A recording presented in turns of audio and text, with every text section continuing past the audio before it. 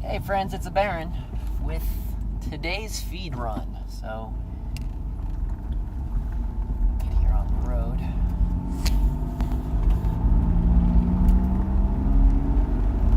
So today's episode, what we're going to talk about is we're going to talk about just what's been all the buzz right now is we're going to talk a little bit about cryptocurrency, Bitcoin, why I'm involved in it, just my background of it, and just more of an expansion onto what I believe about cryptos.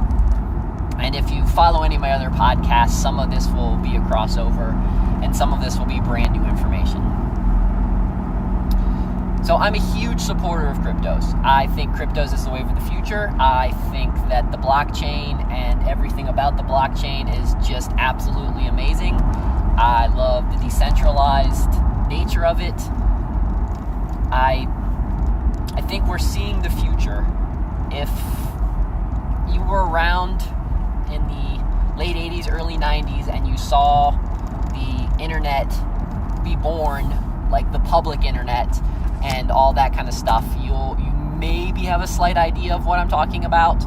But if you've not experienced that, then this is a brand new world for you.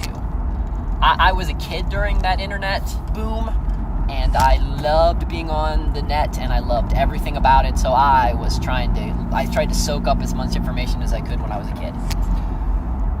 This feels very similar to that, except for bigger.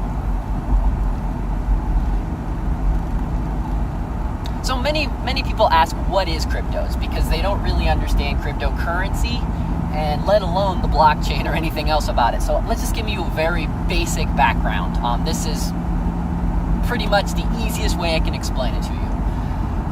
What Bitcoin, Litecoin, what they allow the currency cryptos, what they allow you to do is to do international trade, or maybe even just local trade. They allow you to do trade from one person to another with a contract, a digital contract, so you know that you are going to receive your money from point A to point B, and then you can then choose how you want to turn those cryptocurrencies, those crypto tokens into a local kind of currency. If you want to invest it, if you want to trade it for other services, it facilitates the use of money. And it just happens to be very digital. It's similar to the way credit cards move numbers around, or how debit cards move numbers around, but it's not in American dollars. It's in whatever you choose it to be in. And there's definitely a level of freedom there. Like if you want to order something internationally, this gives it a very, I want to say, a very easy way to do that. You don't have to worry so much about making sure that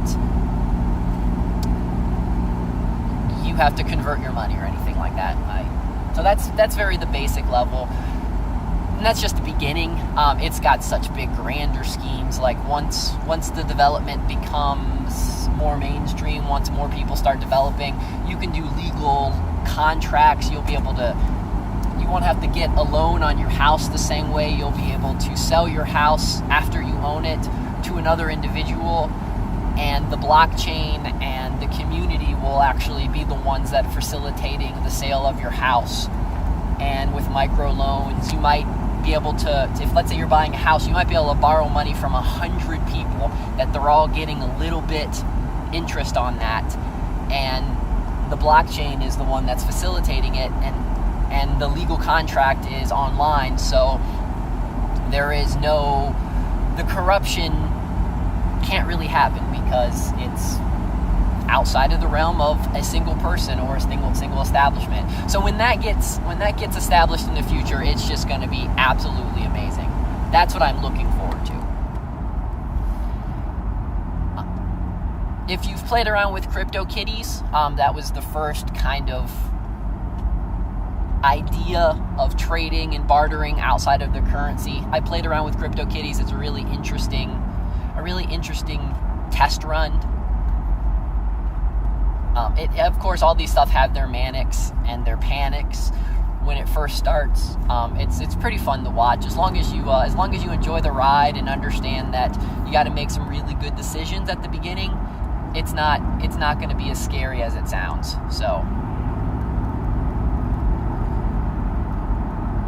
let's address the next thing. So everybody wants to get into being investors right now, and while I am an investor, I'm a crypto investor, I'm a crypto coach, I research probably 3 to 4 hours a day on cryptos, and not just, the big ones. I try to go through everything I can, read as much as I can, actually look at international policy, government policy. I try to look at all aspects of it.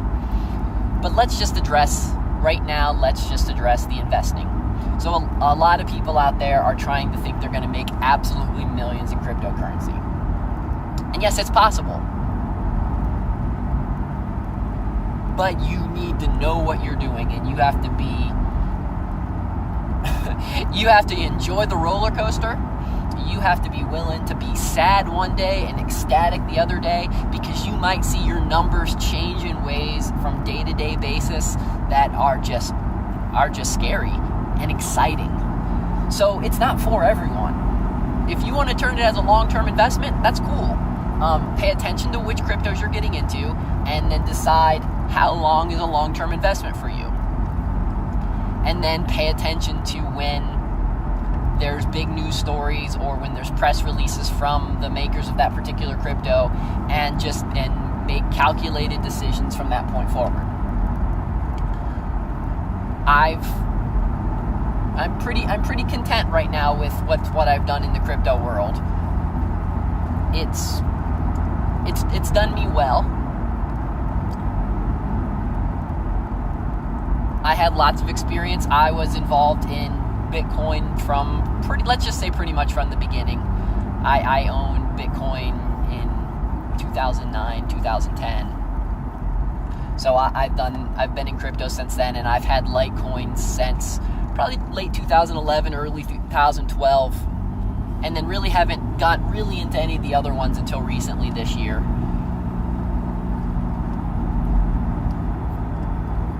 Here's the thing. You're going to see a lot of people say it's a get-rich scheme, that it's a Ponzi scheme, that it's going to zero out one day. And the truth is there's so much more complicated behind it just going to zero, or it making you rich, or a lot of the other crazy things of the people that don't really know what cryptos are and don't really understand how to facilitate the currency properly.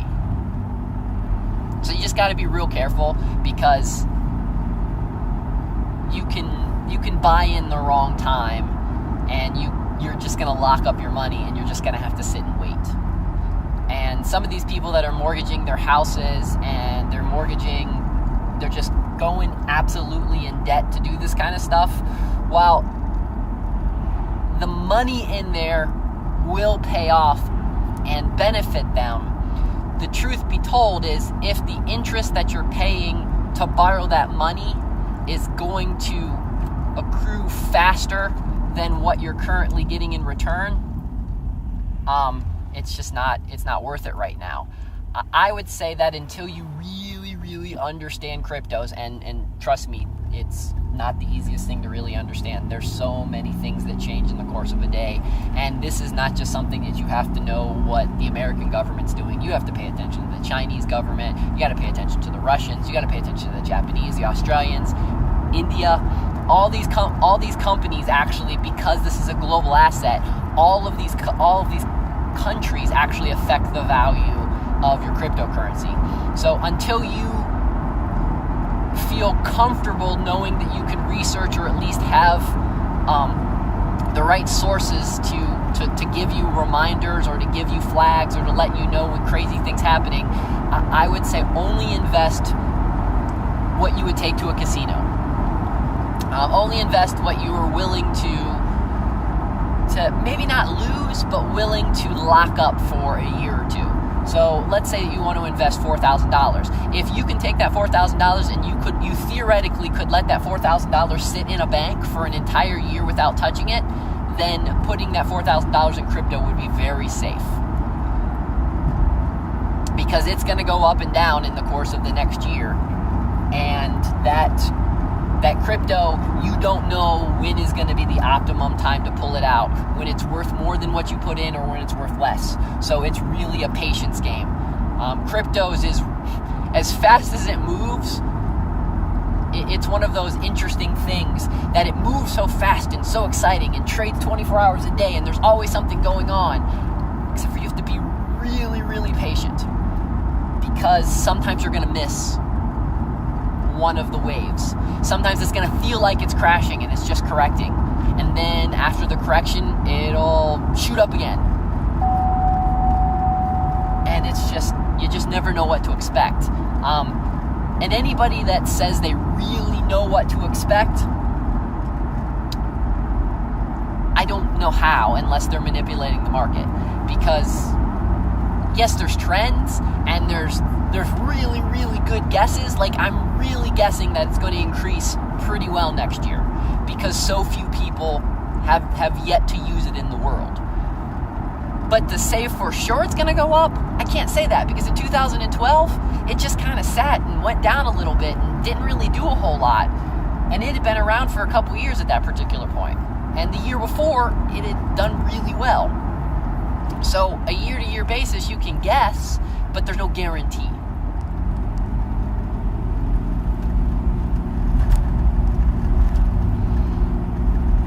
That also being said, I also suggest diversifying in a few other things. Like, especially if you make a little extra cryptocurrency and you skim off the top, maybe buy some silver. If you don't want to buy silver, the two other things, these are my two other key things to invest in, to have just as invested, and that's heirloom seeds and alcohol. Heirloom seeds grows food, and people will always need to grow food, and alcohol can be used for entertainment, and it can be used as a medicine. Those are the realistic things that I would invest in. And the great thing about seeds and alcohol is they don't really go bad.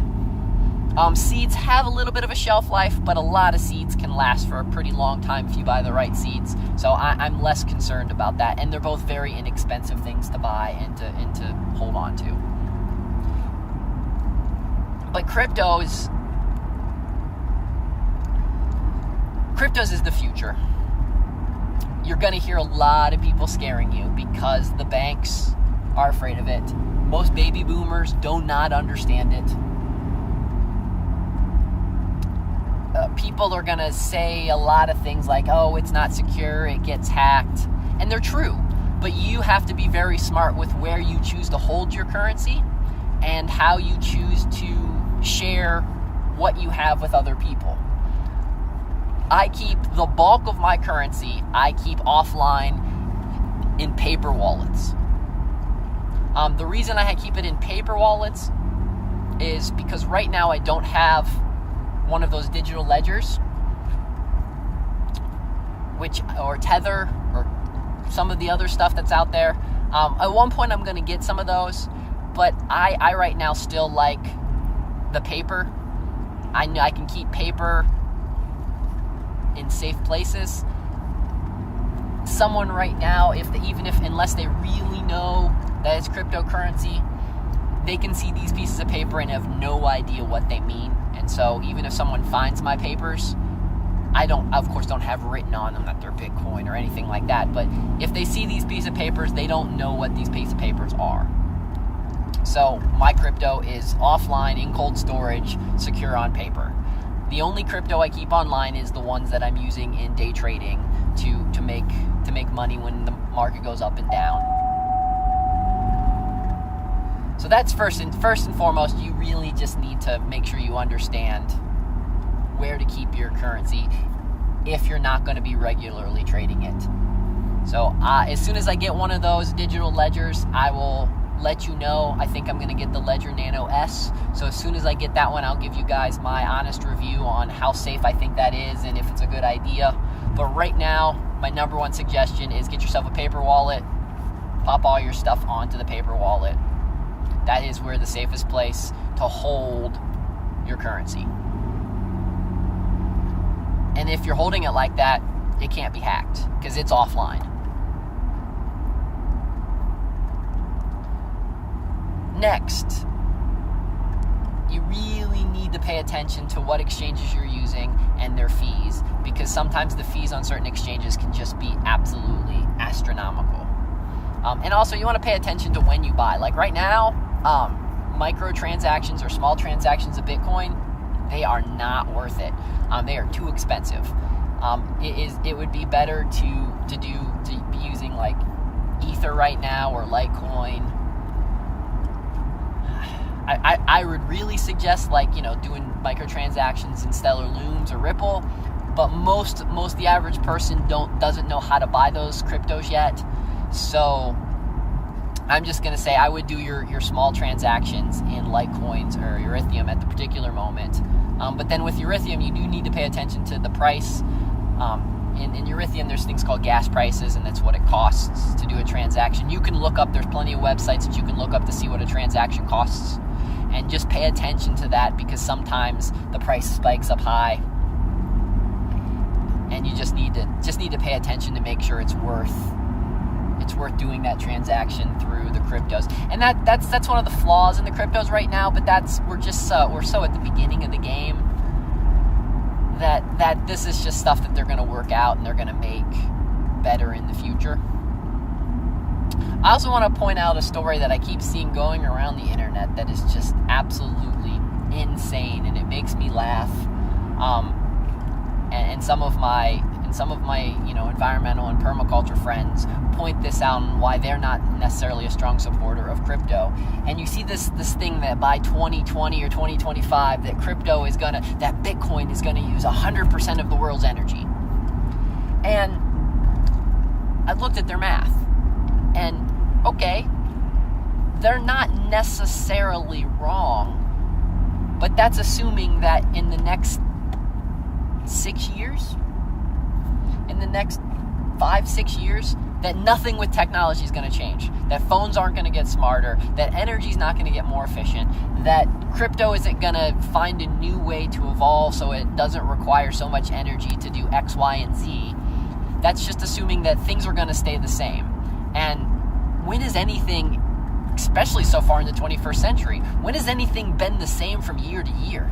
Everything is so drastically different. I mean, think about this. 10 years ago is when the iPhone came out.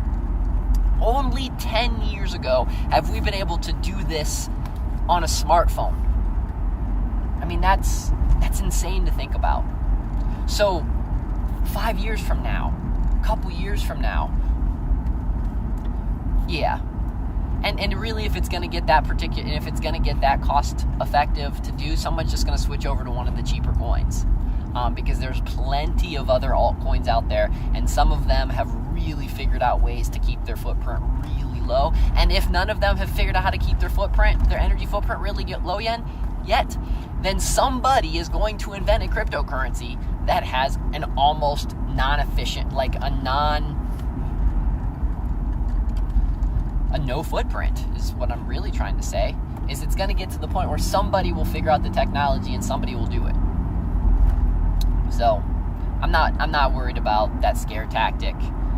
I'd like to know. It'd be really interesting to see what ATMs and running banks, and if you took all the banks in the world and all the ATMs in the world and all the processing power to facilitate a bank transaction, what that would actually cost, because I bet those numbers would be astronomical as well. And that's centralized in the power in the hands of just a few. The other thing is, and this is probably one of my favorite reasons why I absolutely love cryptocurrency, is for the developing worlds. And there are parts of the United States that I'm going to include into the developing world, because if you've not been to the inner cities like in Detroit, or you've not been to the really poor parts of Appalachia, you just don't understand how backward and third world parts of the United States really are. But part of the thing I love about cryptos is the microtransactions, microloans, and the digital contracts, and the fact that you just need to every once in a while pop in and out of a Wi-Fi zone or a little bit of cell coverage, and you can facilitate these microtransactions from phone to phone. You can do trading, you can set up a micro bank, and all of this can be done so people can get things that they need to survive. And wow, that's just it's amazing to me. I mean, it's going to change things in ways that we really don't understand just yet. I'm involved with projects that are dealing with third world technology that are making life easier here in the first world. I am a GSAB microflush toilet maker. It's this really awesome composting toilet that you can build for under $1,000, that not only does it get rid of all of the chances of passing virus and disease along, years later you can extract all of your feces, your urine, and that kind of stuff and use it for fertilizer. How awesome. Yeah. I mean, and that's just part of it. There's so many other things. There's so many other little cool, awesome little adventures that are going on that I'm involved in that are just gonna change things. Like I do water catchment and permaculture and all those, but being able to combine with a Bitcoin type technology to be able to facilitate and be able to buy and sell, yeah, man, is this gonna be awesome. The future is gonna be so cool. And this is just the beginning. One of the other interesting things that I've recently read is the fact that once AI gets established and once we have more robots and machines doing things, as crazy as this is going to sound, the robots will be able to use cryptocurrency to buy and sell. And now you might think that, well, why would a robot need to buy and sell? Okay, let's say a company owns a particular car, a smart car. And let's say this car is also an automated car. Sorry, I keep rubbing my nose, but they have an automated car. And this automated car is owned by this company. Well, what this car can do is every time someone buys or sells, let's just say like an Uber, every time someone uses the service, the car can keep so much money aside based off of what it thinks it's going to need for repairs. And it's going to know what it needs on repairs because on its day-to-day, it's going to be monitoring all of its different devices. So it's going to be monitoring its tire pressure, engine life, things of that sort. It's going to put those into algorithms. It's going to figure out what the cost of these repairs are. And off of each transaction, it's going to take a little bit of, I'm going to call it the car tax. It's going to take a little bit of the car tax off and put it into the car's wallet. So that in the near future, when the owner of that particular car needs to repair the car, the money is already there, or the bulk of the repairs of the money is already there for the repairs. And then what's also cool, and this is going to sound absolutely crazy, but then the car, if it absolutely needs repaired, the car could take itself to a certified repair shop and then actually pay for the repairs, and it's all automated. And the owner would just have to agree upon this transaction, or the owner could just set it up to automate it and just agree that this is what it's going to do. And the car, depending on the level of AI in the future, the car might even be able to negotiate the best price for the repairs that need to be done because it's self-diagnostic. And that sounds scary to people, and it does sound scary to me. AI sounds absolutely petrified to me. But then when I think about it like that, I think, wow, how amazing is that? That's something we can't do inside of our current structure. So the simple fact is the future is going to be awesome.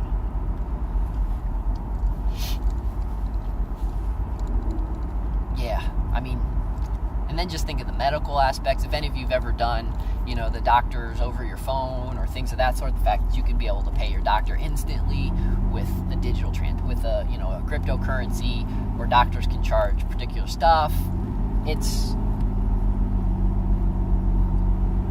just going to be cool. And then for all of you, because I know I have a lot of people that are saying, well, what if the grid goes down?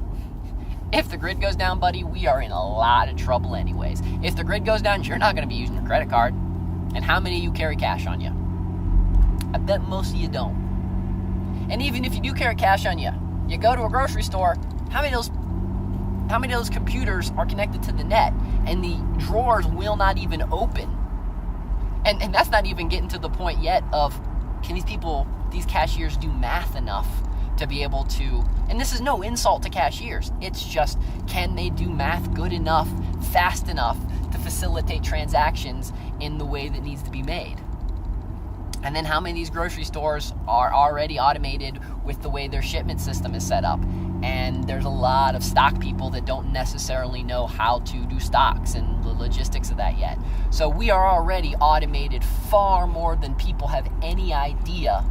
So if the grid goes down, we're already in trouble. So this is just the next step past this. This is just to make the world cooler than what it already is. The other thing about the cryptocurrency is what I like is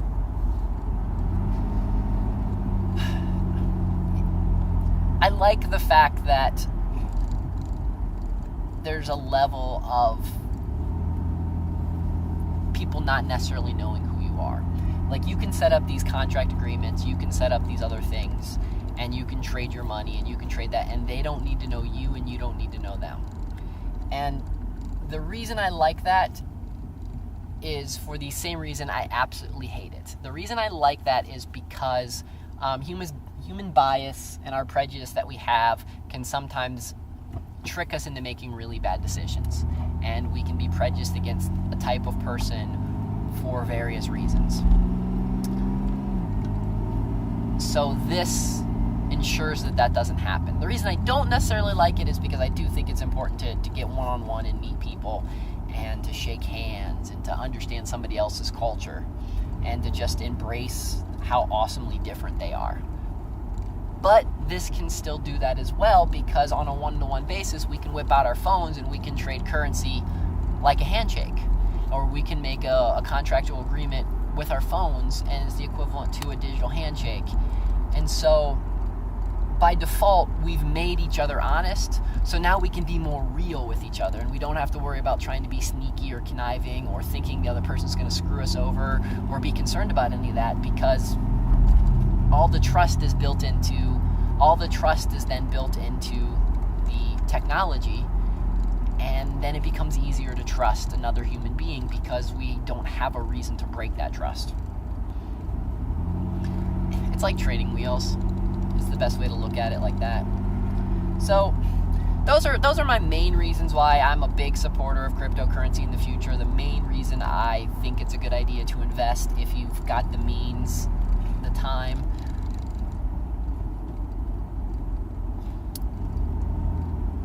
I'm reluctant if you're interested in cryptocurrencies. I have a few clients right now.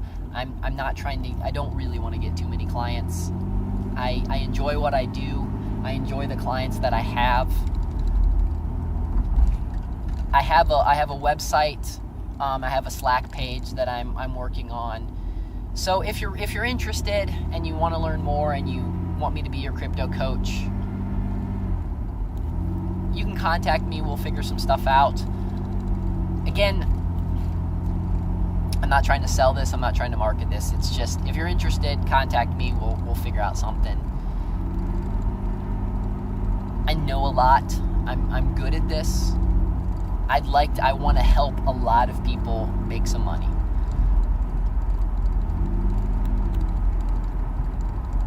But I only really want to deal with people that are serious. And not even like greedy serious. I just want people that are just genuinely good people that want to make the world better. That's really the type of people I'm looking for. So again, maybe that's a shitty sales pitch there at the end. Again, no, I'm not worried. That's not how I'm. The whole reason I'm in cryptos, for those that want to know the whole reason I'm in cryptos is what I'm going to use to finance my nonprofit, and the whole reason I'm doing the nonprofit is to make the world better. So cryptos is just the means to get the revenue stream that I need so that my nonprofit to teach people how to grow their own food and how to live sustainably and how to make awesome, better. That's the whole reason I'm doing this. So yeah. I'm almost to where I need to go. Thanks for riding along with me today. We will have another conversation in the very near future. It's been a reason it's been so long. I bought a lot of food last time, so I didn't need to go to the feed stop as often, and this I kind of slacked and got a little low and didn't realize it. So anyways, friends, you agree with me? Do you disagree with me? Either way, I'd like to hear what you got to say. So hit me up. Tell me what you think. If you want to know more about cryptos, zip me an email. We'll see what we can work out. Other than that, friends, you have yourself a wonderful rest of the day. Happy holidays, all the other kind of good stuff. Till next time, adios.